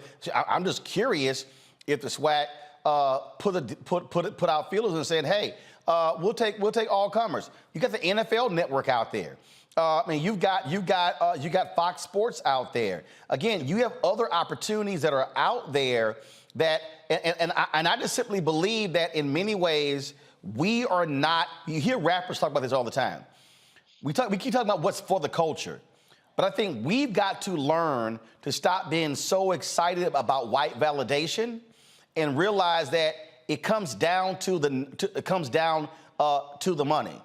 I'm sorry. $700,000 for 13 sports, and you're sending me the signal is not a lot of money. I just need everybody to understand who's watching, okay? Last year on YouTube, we generated $1 million in ad revenue off of YouTube. That means that this show generated, now granted, it cost us $2.6 million to run this show, run the network. So let's be real clear here. That means that we, as Black Star Network, 4 years old. My show is 4 years old. The network is a year and some change old. We generated more money in advertising from YouTube last year than the entire SWAC gets from ESPN, and they got 300,000 less than we generated. It doesn't make any sense knowing how valuable live sports is in this commodity. You have Amazon, you have Apple TV paying for Major League Soccer. Nobody watches that. Okay, like football is America's pastime, and you have a base that is already rampant for their own football. So explain to me how you walk into a deal saying that we're only worth $300,000 when you just got Deion Sanders a touchdown in your conference, and you added a perennial brand as FAMU. It doesn't make any sense. So you have the Florida market, you have all the Southern market in the same geographical area as the SEC. So most Southern fans are LSU fans. Most Alabama fans are Alabama State and Alabama A&M fans. So you have the double flexibility in that, and you tell ESPN, you know what? Just pay me $300,000 more and we're good to go. That's $60K per school. That come on. No. Yep, $60K per school. Wow. Questions from my panel. I'll start with the Tennessee State graduate first. Thank you, Roland. In fact, and thank you, Brother Scotty. This is so important, such an important conversation. I guess as I'm listening to you all talk about these numbers, I've always wondered something about ancillary revenue streams. I was at the Celebration Bowl in Atlanta. Roland was covering the whole thing. And man, all the sweatshirts and T-shirts and all the fly gear. And I'm saying, and I want to rock all that stuff, man. I'm wondering, is there a way for the SWAC to play off of this deal that they've negotiated and badly to generate alternative revenue streams and kind of capture some, because it's a lot of money spent by folk who never touch a HBCU campus, but now they want to rock the THEE. Well, I always wondered about that. Well, there's a problem with that, Scotty. You can break it down because here's what a lot of people don't realize. There is a lot of these schools have signed deals with a major agency out of Hollywood that literally does nothing to brand HBCUs, and the schools are paying a fee. And this group is supposed to be going out doing licensing deals, and they basically ain't done nothing for many of these HBCUs, right, Scotty? That's right. You're talking about this. You have two prominent ones that you'll hear about. We talked about it, Peak Sports. That was FAMU's agency. And then you have the CLC, Collegiate Licensing Corporation. So what they do is they scoop all these brands up.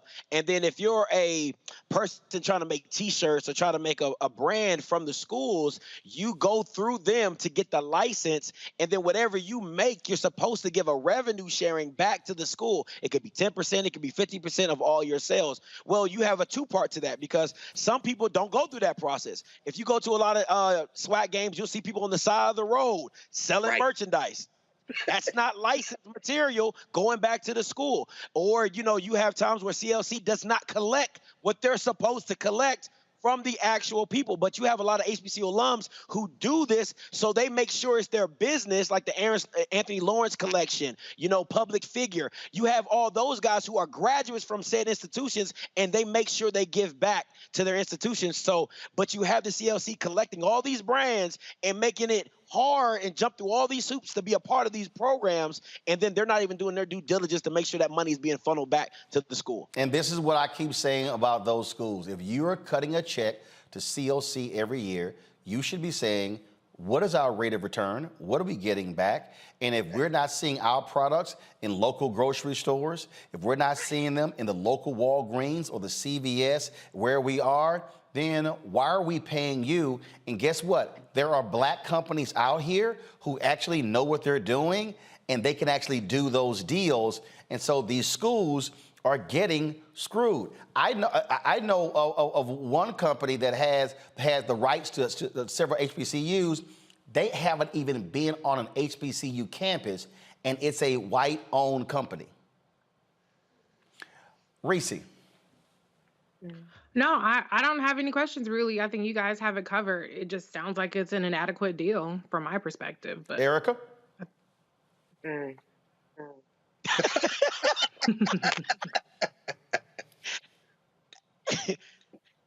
Excuse me.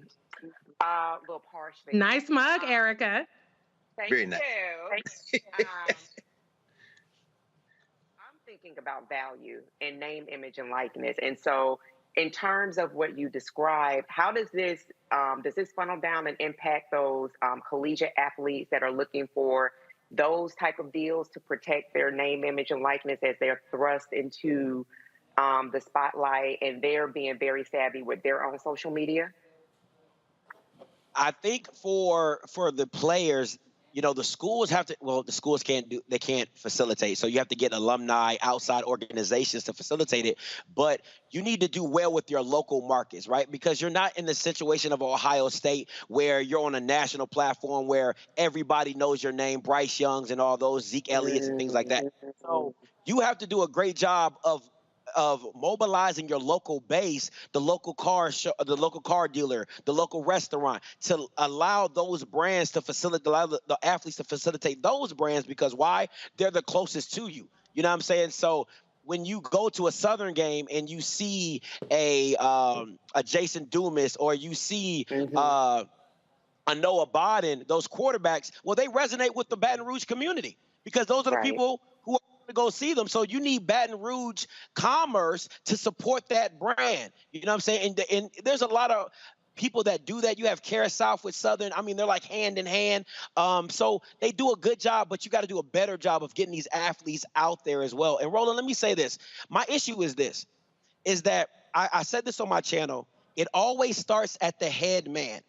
If the head man doesn't have the vision or doesn't have the expertise to take you somewhere, there's always going to be a ceiling. It's no different than a mentor with a mentoree. You can't take me somewhere you haven't been. You can't negotiate on something you don't understand. So the process of how they're hiring the commissioners of these conferences is just as bad, in the way that they're facilitating these deals, because you're putting somebody. Well, I'm going to actually push back a little bit on that. This is where also you've got to have presidents and ADs who know what the hell they're talking about. The reality is FAMU fires an athletic director claiming he negotiated a deal with Urban Edge Network when he didn't. They signed their rights away to another organization, an Urban Edge, which handles some advertising for us. They did a deal with that company. That was a lie. And so you had folks who were like, oh my God, like, how did this FAMU car get in a NASCAR race? They didn't even have to talk to the university. The people don't even realize how many of these universities are signing their deals away. When we talked about this last year, when I went to the UNCF conference, I had a president who came to me. They don't have a football team. He said, Roland, I was watching your show. He said, you know what I went and did? I went back and did exactly what you said. I pulled all of our contracts. I pulled our food contracts. I pulled he put our janitorial contracts. I said they should be studying this. Here's the reality, and I know this for a fact. A number of SWAC presidents never even saw the ESPN deal. Absolutely. Which then says, hold up, they're supposed to be the ones who ratify the deal. So how are you even having deals that you haven't even voted on or you haven't even looked at? This is what I'm talking about. If you don't have people in the room, look what just happened. Southern and Jackson State are not playing that game in Birmingham because they determined financially it didn't make any sense for them. This is where I keep saying for African Americans, whether we're talking about a conference, individual HBCUs, black churches, black organizations, we've got to have people who are sitting at the table who literally have expertise in these areas. And if we don't, then we've got to say, let me go find some people who do so we can fully monetize and maximize our value. Otherwise, we're leaving money on the floor and other people are getting rich. And let me be real clear. There are a lot of people who are getting rich off of our HBCUs and not the HBCUs. No, you're absolutely correct. And I mean, it's just like any other commissioner. The commissioner works for the president. So what the president's allowed, the commissioner is able to do. So that's one. And at the end of the day, I have a show and I cover HBCUs and I have a good time doing it. But the crazy thing to me is I argue with HBCU alums. They tell me that, when I tell them they're worth $100 million a year, they're worth $200 million a year, they push back on me like, where are you coming up with these numbers? And I'm like, you don't value the black dollar. You don't value black eyes. You don't value a black audience because there's no way that you can lead FCS in attendance consistently. There's no way that blacks are the highest rated at watching television by far. And we have a $1 trillion buying power, and you're telling me that our culture, what we do, that people copy, emulate, take away from us constantly, is not worth over $100 million a year. Why do you think they ask for the bands to come to the PWI schools? Because they don't do it like we do it.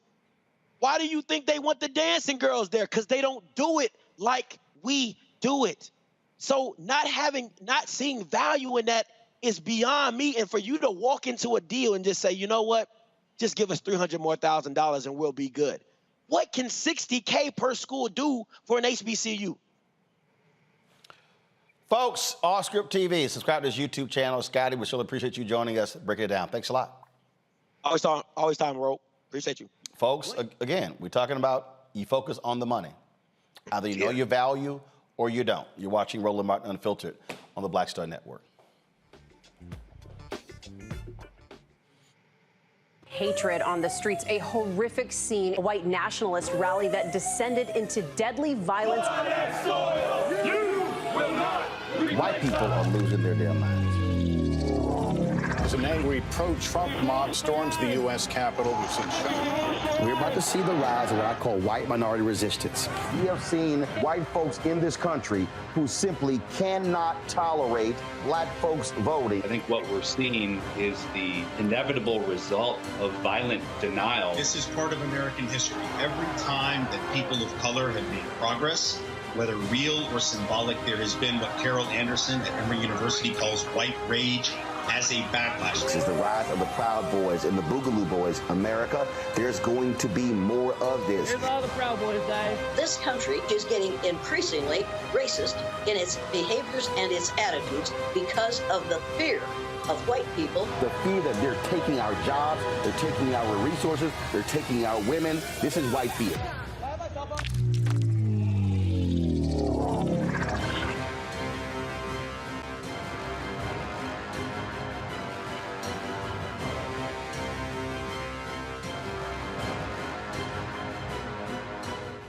I'm Deborah Owens, America's Wealth Coach, and my new show, Get Wealthy, focuses on the things that your financial advisor and bank isn't telling you, but you absolutely need to know. So watch Get Wealthy on the Black Star Network.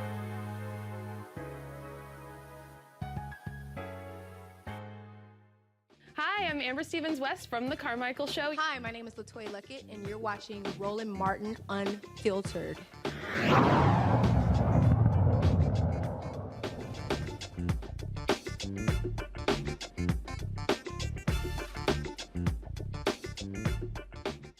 She is the ambassador to the United Nations for the United States, Linda Thomas Greenfield. I had a chance to catch with her earlier today, talk about the first anniversary of Ukraine. We also, of course, talked about some other issues, Africa, Haiti, Ethiopia as well. Here's our conversation. Our ambassador, let's get right to it. 2022, $113 billion in aid, various forms of aid provided to Ukraine from the United States. A lot of folks, and whenever we deal with the Ukraine, a lot of people in my audience, they immediately say, why are we spending that much money on Ukraine? That money could be going to African Americans or other interests in the United States. How do you respond to that? Look, we're defending Ukraine's efforts to defend us. Russia's attack on Ukraine is an attack on democracy. It is an attack on all of our values. It is an attack on the UN's charter, the charter gives us the responsibility for peace and security around the world. And this fight is our fight. And if we don't defend Ukraine, we may be having to defend this on our own borders. So this is a fight for America. It's a fight for the world. And it's keeping us at the moment from being engaged on the ground ourselves in this fight. Obviously, a ton of money, but there still is no end in sight. And so you have Republican critics, you have folks, again, just regular, ordinary people who are saying, how much longer does it continue? Does the tab go to 200 billion, 300 billion? Again, what do you say to folks who are concerned about that, about the amount of money that we're spending? Because, look, this could go on. We don't know how long it could go on. Putin, he clearly has not responded to the kind of pressure. This has not ended thus far. This is going to have to go on as long as it takes for Ukraine to defend itself and for Russia to stop its aggression against Ukraine. And I think we've heard it said over and over again, freedom is not free. We have to pay for freedom. We have to fight for freedom. And that's what we're fighting for. Ukraine is a smaller country, having been attacked by a larger neighbor. Russia is a bully. And if Russia gets away with bullying Ukraine, then who will be next? And then who will be next after that? And suddenly we're all engaged in this. So we have to stop this now, and we have to support Ukraine's efforts to defend itself. And it's been bipartisan. So there are people who have raised concerns, but the support for what the president is doing in Ukraine has been roundly bipartisan. And we have to continue to put Ukraine in a position where they can defend themselves, and they're in a strong position when and if they are decide to go to the negotiating table. A couple of things that also jump out. I've had a number of folks on social media. I even had them on the show talk about what has been happening in Ethiopia and the Tigray region. We were talking about, obviously, an African nation, close to Sudan. We were dealing with an issue there as well. That has been described in some places as humanitarian crisis, but there are a lot of people, a lot of Ethiopians in this country who are very concerned, who hit me all the time saying, why is it more attention being paid? Can you give folks some perspective in terms of what the United States has done in that part of the world, in that African country? Good. Thank you so much for asking me that question, because it is an important question. And here in New York at the Security Council, I was sometimes a lone voice at the council demanding that we address the issues that were occurring in Ethiopia. The massive killings, the human rights violations, the starvation, the lack of humanitarian assistance. And I will tell you over and over again, me and other members of the Security Council, I won't take all of the credit for it. We were all working to bring this before the Security Council, and we were blocked.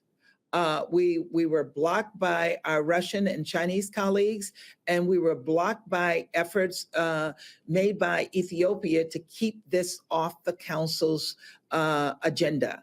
And we did get it on the council agenda. We did get briefings. We did call out our concerns about the situation on the ground, but we could have done more.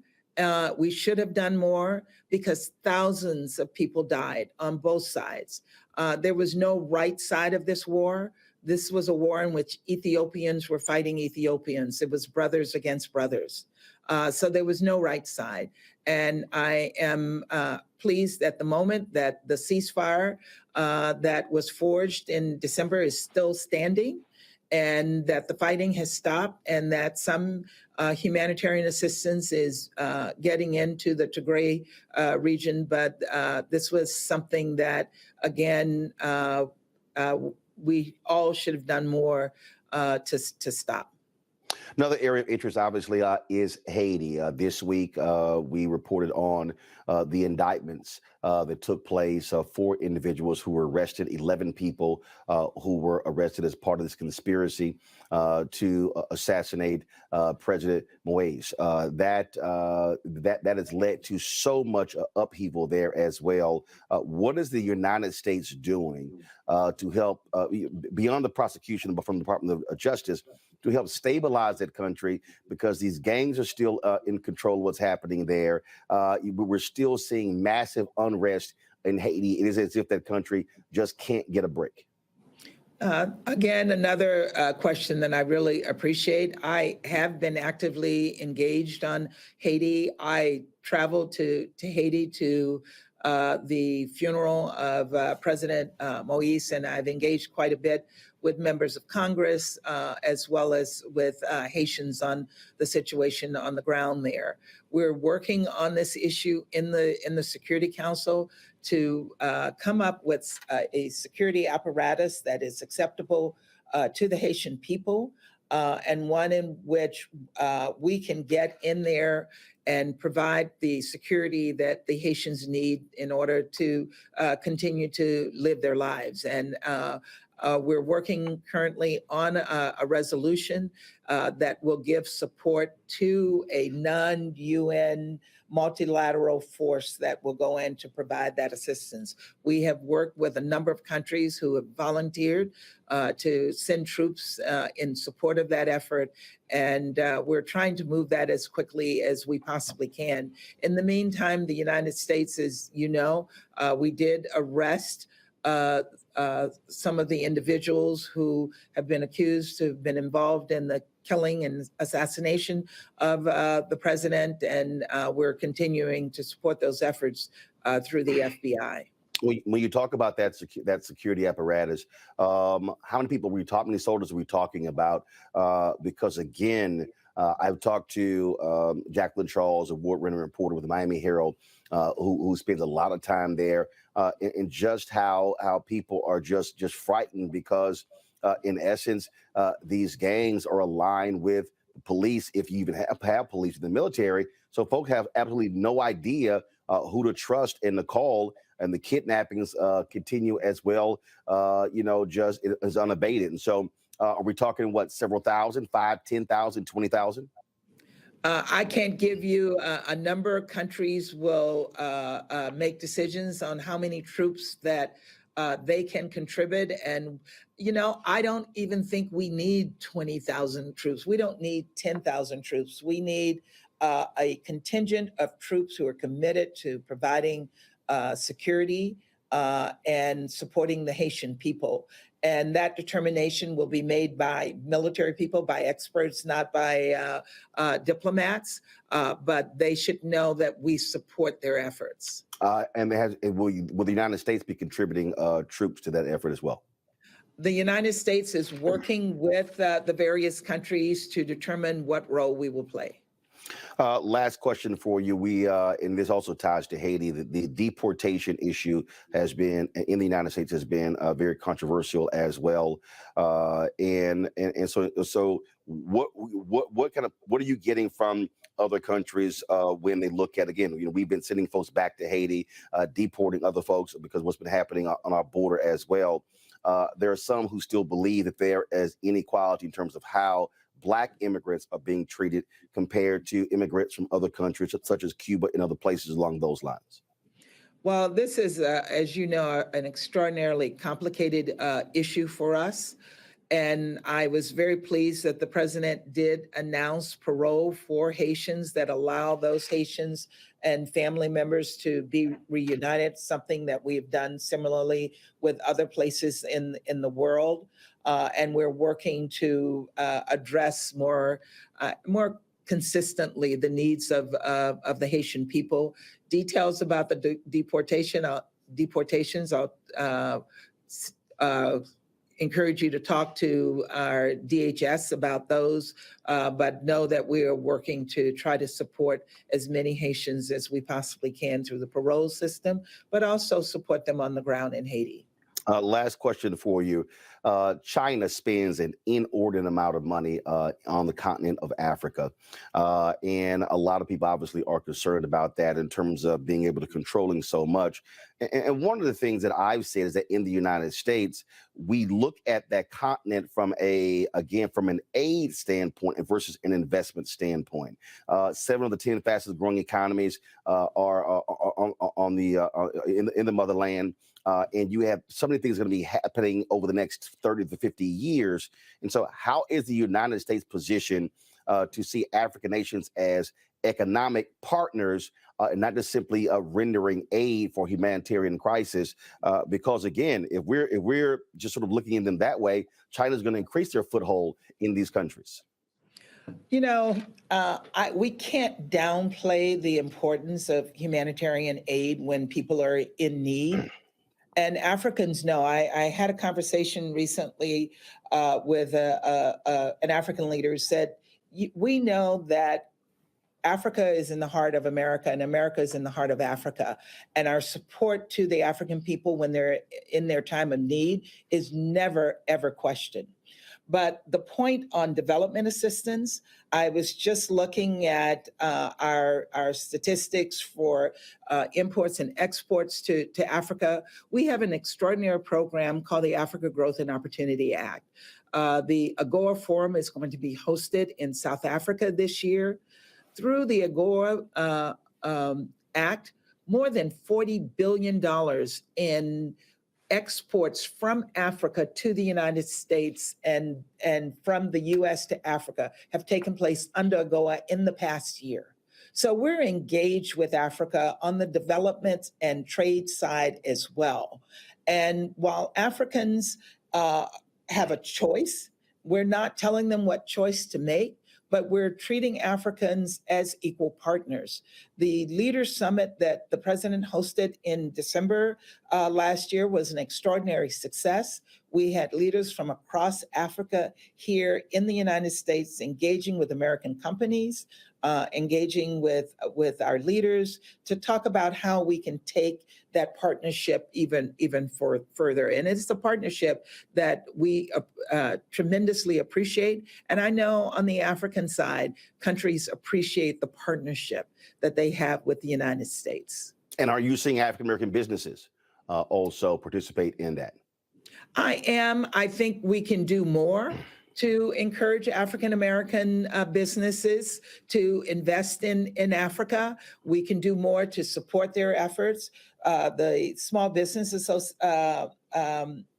Agency is one agency that I think can work with African countries, but there are also huge African-American companies that could be investing in the continent. And I think and I put myself in that place, we have to do more to encourage those companies to see the benefit of investing in Africa. And on the other side of this, encourage African countries to welcome African-American businesses to the continent. Last question. This is Black History Month. There's a young African-American who's watching who may not know that Ralph Bunche was the first African-American to win the Nobel Peace Prize. What would you say to a young brother, a young sister who has never thought about the idea of being an American diplomat that's just sort of that's a foreign idea to them. What would you say to that person? Why Well, they should think about it. That's the first thing I would say. Think about it, because I was that young African American. I grew up in Louisiana. I had no clue this career was even out there, let alone a possibility for me. And through circumstances and experiences, I eventually was introduced to this. I never even knew that there was a possibility for me to be the United States ambassador to the United Nations or be a diplomat. I spent 35 years in the Foreign Service, traveling all over the world. So I encourage them to think about it. Go onto the State Department's website. You know, there's a website at careers@state.gov. Look at that website. We have internship programs for African Americans. So this is a possibility for them. And then I would add to that, look at the United Nations. It is rare that I see an African American working in the United Nations. That's Really? where Ralph Bunche started. In the United Nations. There's a park here right outside this building commemorating Ralph Bunche. We have a library in the State Department commemorating Ralph Bunche, and he started all of this for all of us. I'm continuing it, and I hope the next generation is looking at your program and thinking about how they can pursue a career in the Foreign Service. All right, Ambassador Thomas Greenfield, always good to see you. Last time was at the Jackie Robinson Museum opening, and so thanks for chatting. Look forward to having you back again. Good, I'll look forward to it. And I have to go back to that museum. I really enjoyed being there, but didn't spend enough time. Absolutely. Thanks a bunch. Thank you. Paying some bills. We'll come back. Final comments from our panel on my conversation with the ambassador. You're watching Roland Martin Unfiltered on the Black Star Network. On a next, A Balanced Life with me, Dr. Jackie, a relationship that we have to have. We're often afraid of it and don't like to talk about it. That's right, we're talking about our relationship with money. And here's the thing, our relationship with money oftentimes determines whether we have it or not. The truth is you cannot change what you will not acknowledge. Balancing your relationship with your pocketbook. That's next on A Balanced Life with me, Dr. Jackie, here at Black Star Network. Pull up a chair, take your seat. The Black Tape with me, Dr. Greg Carr, here on the Black Star Network. Every week, we'll take a deeper dive into the world we're living in. Join the conversation only on the Black Star Network. When you talk about blackness and what happens in black culture, we're about covering these things that matter to us, speaking to our issues and concerns. This is a genuine people-powered movement. There's a lot of stuff that we're not getting. You get it, and you spread the word. We wish to plead our own cause.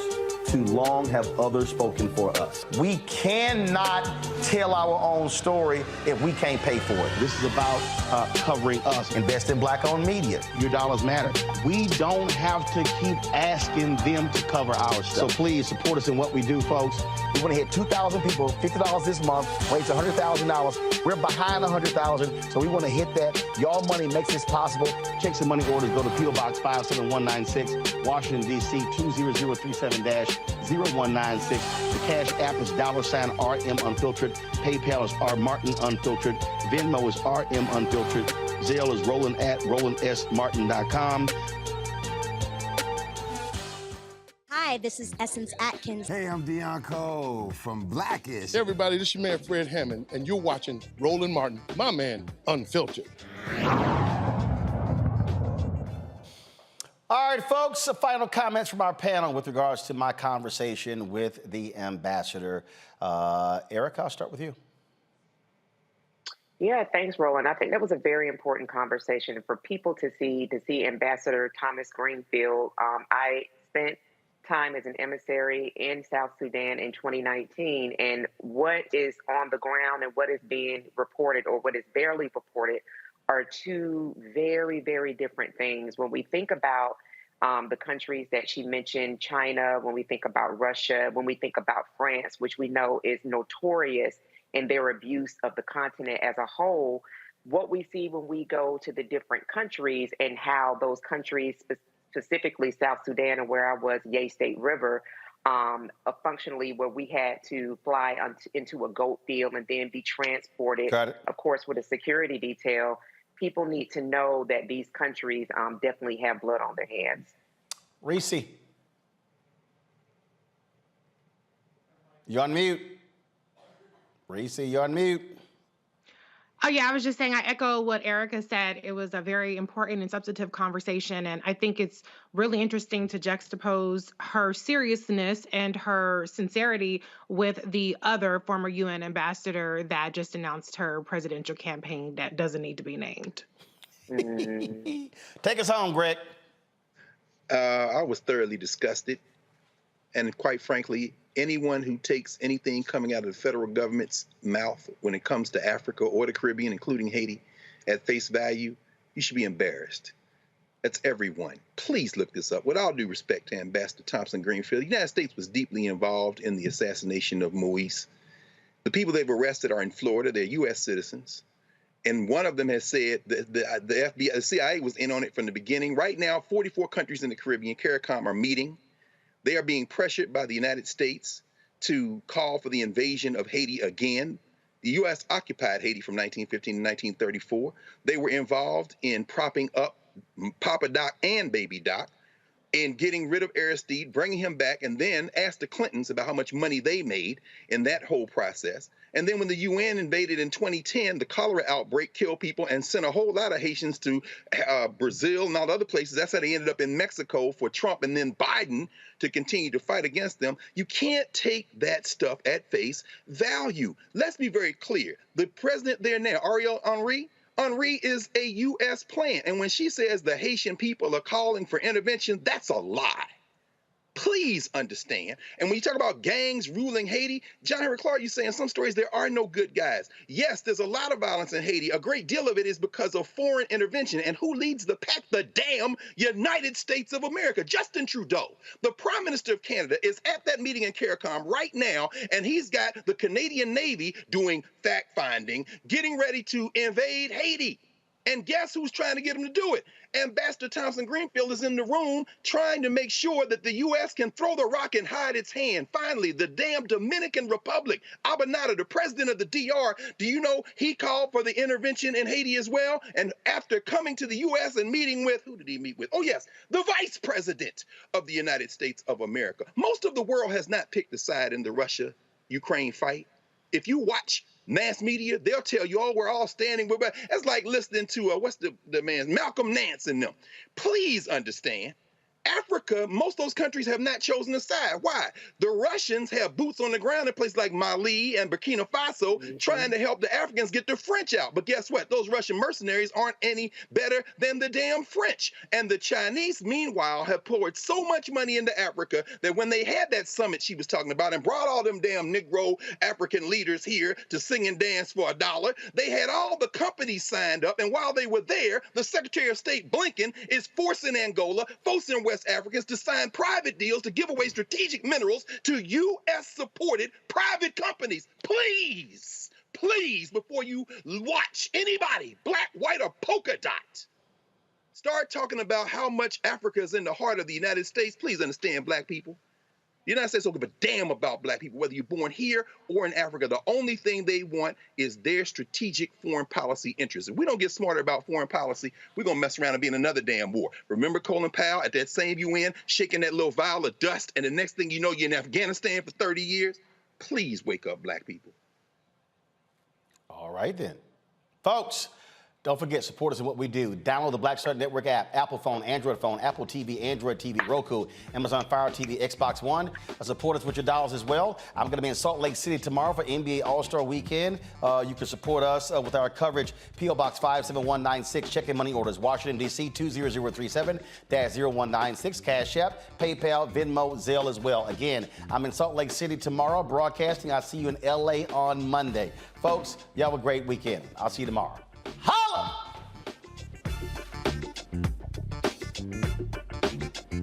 Folks, Black Star Network is here. Hold no punches. A real revolution. revolutionary right now. Support this man, Black Media. He makes sure that our stories are told. Thank you for being the voice of Black America, Roland. Stay black. I love y'all. All momentum we have now, we have to keep this going. The video looks phenomenal. See, this difference between Black Star Network and Black-owned media and something like CNN. You can't be Black-owned media and be scared. It's time to be smart. Bring your eyeballs home. You dig? Pull up a chair, take your seat. The Black Tape with me, Dr. Greg Carr, here on the Black Star Network. Every week, we'll take a deeper dive into the world we're living in. Join the conversation only on the Black Star Network. Hi, I'm Dr. Jackie Hood Martin, and I have a question for you. Ever feel as if your life is teetering and the weight and pressure of the world is consistently on your shoulders? Well, let me tell you, living a balanced life isn't easy. Join me each Tuesday on Black Star Network for A Balanced Life with Dr. Jackie. We're all impacted by the culture, whether we know it or not. From politics to music and entertainment, it's a huge part of our lives, and we're going to talk about it every day right here on The Culture with me, Faraji Muhammad, only on the Black Star Network. I'm Deborah Owens, America's Wealth Coach, and my new show, Get Wealthy, focuses on the things that your financial advisor and bank isn't telling you, but you absolutely need to know. So watch Get Wealthy on the Black Star Network.